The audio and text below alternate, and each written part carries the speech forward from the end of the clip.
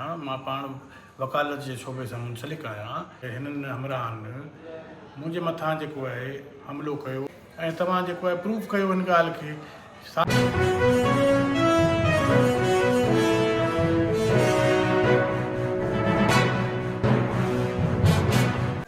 साईं, मां Sindh bar council, Karachi बार खे ऐं मलीर बार खे इहो अपील करणु चाहियां थो त मां पाण बि अंडर इंटिमेशन आहियां। मां पाण वकालत जे शोबे सां मुंसलिक आहियां ऐं मां जेको आहे प्रैक्टिस करण जे लाइ 10 केसिस जे लाइ वेंदो आहियां। त तव्हां न को मूंखे ॿुधो, न को मूंखे घुरायो ऐं मूंखे बिना ॿुधे ई अनहर्ड करे तव्हां लेटर इशू करे छॾियो हिननि जे चवण ते।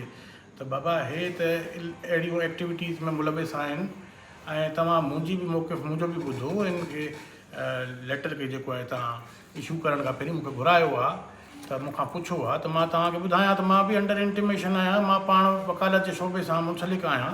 मां शरीफ़ माण्हू आहियां, को शरीफ़ ख़ानदान सां मुंहिंजो तालुक़ु आहे। मां को अहिड़ो न आहियां जो हरू भरू तव्हां जेको आहे एतिरो लेटर इशू करे छॾियो। मूंखे पुछा त कयो आहे, मूंखे घुरायो आहे, मूंखे हर्ट कयो आहे, मूंखे मुंहिंजी ॻाल्हि ॿुधो आहे। बहरहाल मां वरी अपील कयां थो, मां वरी ईंदुमि तव्हां वटि। तव्हां महिरबानी करे मुंहिंजी बि ॻाल्हि ॿुधो, हुननि जी बि ॻाल्हि ॿुधी अथव, मुंहिंजी बि ॻाल्हि ॿुधिजो, त हुन खां पोइ तव्हां फ़ैसिलो कजो। वॾी तव्हांजी महिरबानी।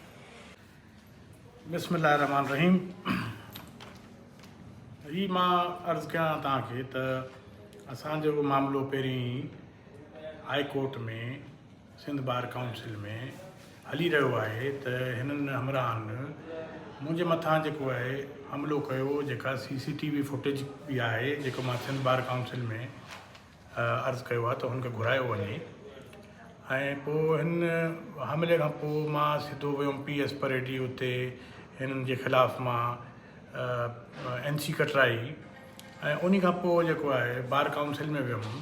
पोइ बार काउंसिल मूंखे हिदायत ॾिनी त तव्हां वञी करे कानूनी कार्रवाई कयो हिननि जे ख़िलाफ़ु। 22 में वञो। पोइ मां साउथ जी अदालत ADJ साहिब जी वटि वियुमि त हुननि वटि 22 मां फाइल कई आहे ऐं सॼो दारो मदार हिननि केसनि जो जेको आहे हू CCTV हाई कोर्ट जी जेका आहे बार रूम जे हाई कोर्ट बार जेको रूम आहे हुनजे साम्हूं जी, ऐं हुन जे मुताबिक़ जॾहिं CCTV फुटेज अची वेंदी त पोइ ई फ़ैसिलो अदालत बि कंदी, सिंध बार काउंसिल बि कंदी।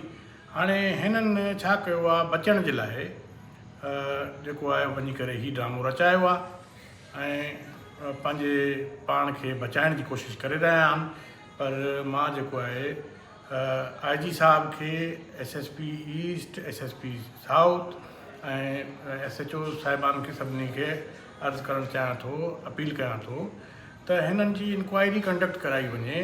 हे वकील साहिब जेके आहिनि, हे ग़ैर क़ानूनी हरकतुनि में मुलविस आहिनि, जंहिंमें ही मयसर साहबु आहे, जंहिंमें इम्तियाज़ शाह साहबु आहे ऐं जंहिंमें ही ग़ुलाम रसूल डायरी आहे। जेको ग़ुलाम रसूल डायरी जेको चई रहियो आहे त मां जेको आहे हिन जे घर ते वञी करे लतूं हयूं आहिनि, हे कयो आहे। त बाबा, जियो फेंसिंग करायो, CDR करायो ऐं तव्हां जेको आहे प्रूफ कयो हिन ॻाल्हि खे।